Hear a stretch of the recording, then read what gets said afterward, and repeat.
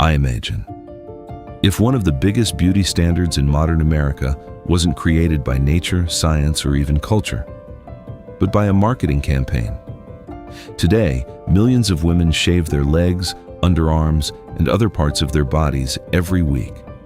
It's such a normal part of life that most people never stop to ask a simple question. Why?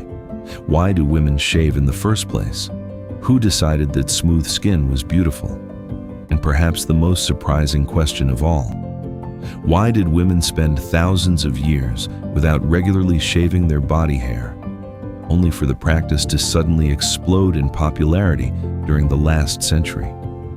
The answer takes us into a world of fashion revolutions, billion-dollar corporations, Hollywood influence, wartime shortages, and one of the most successful advertising campaigns ever created.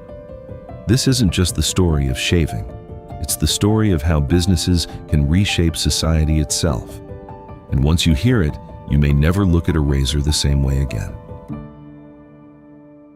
To understand why women shave today, we first need to go back in time, way back. Throughout most of human history, body hair was simply a natural part of life. Ancient Egyptians sometimes removed body hair using primitive tools and sugar-based waxes. Ancient Romans occasionally practiced hair removal among wealthy classes. But these trends appeared and disappeared depending on the era, location, and social class. There was never a universal expectation that women needed completely hairless bodies. Fast forward to America in the 1800s.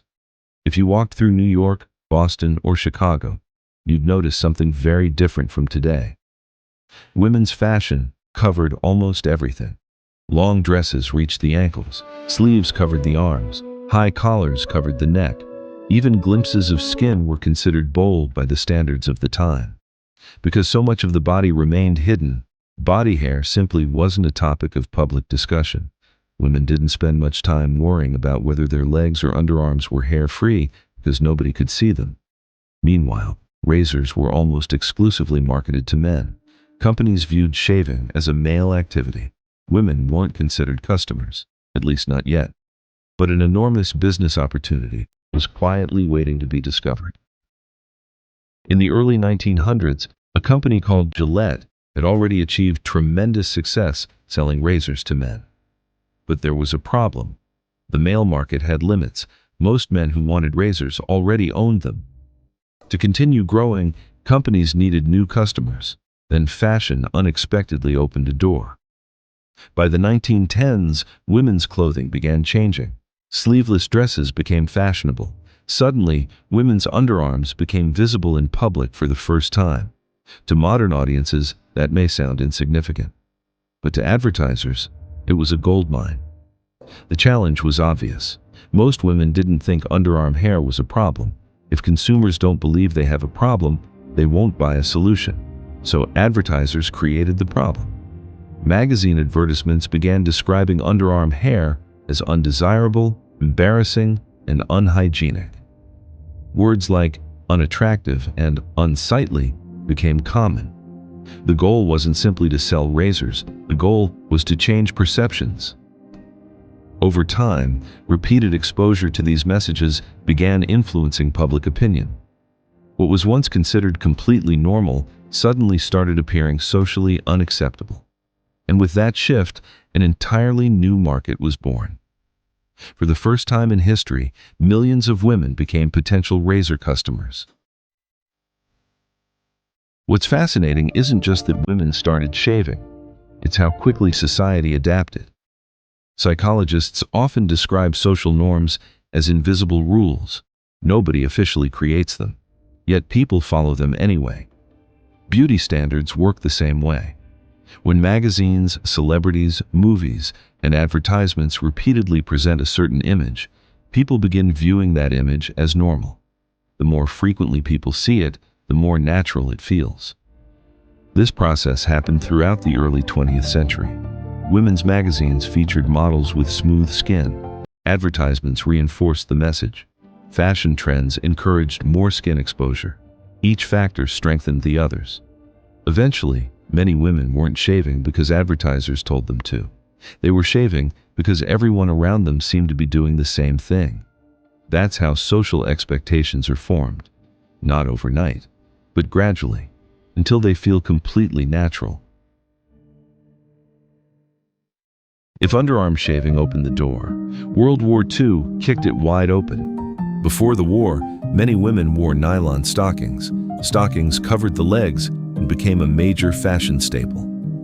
But when America entered World War II, nylon became essential for military equipment. Factories shifted production. Stockings became difficult to find. Women suddenly had a choice: wear bare legs or stay home. Most chose bare legs. For the first time, millions of women regularly exposed their legs in public. Advertisers immediately recognized another opportunity. If legs were now visible, they could become the next focus of beauty standards. Magazine ads promoted smooth, hair-free legs. Hollywood stars appeared with flawless skin. The message spread rapidly. Hairless legs became associated with elegance, sophistication, and modern femininity.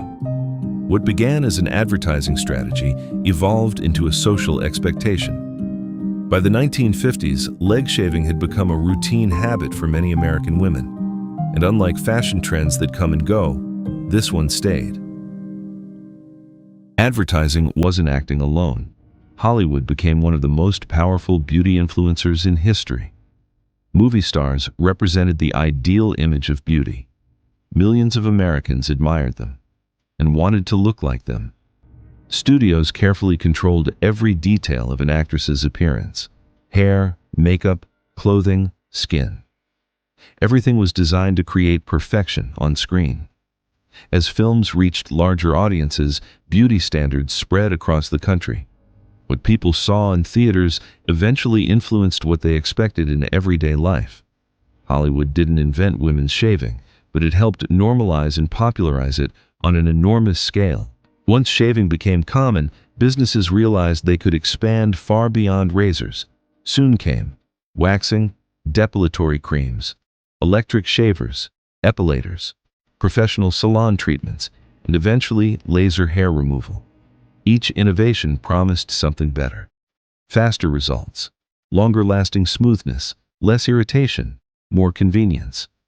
What started as a small market transformed into a massive global industry worth billions of dollars. Today, hair removal products and services generate enormous revenue worldwide. Entire companies have been built around solving a problem that many consumers didn't even think about a century ago. That's an extraordinary business success story.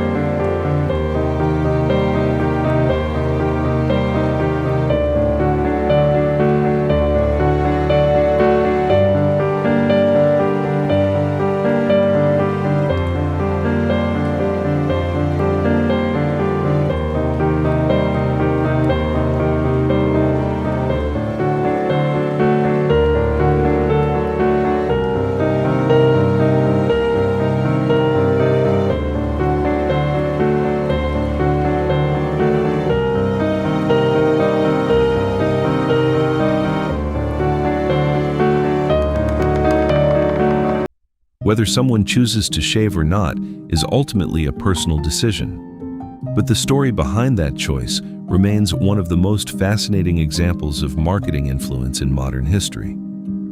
Because sometimes the most powerful products aren't the ones companies sell. They're the ideas they convince people to believe. If you enjoyed this documentary and want more fascinating stories about the hidden history behind everyday products, inventions, and technologies, make sure to subscribe our channel, Untold Research. Because the objects we use every day often have histories far stranger than we realize. And we'll see you in the next documentary.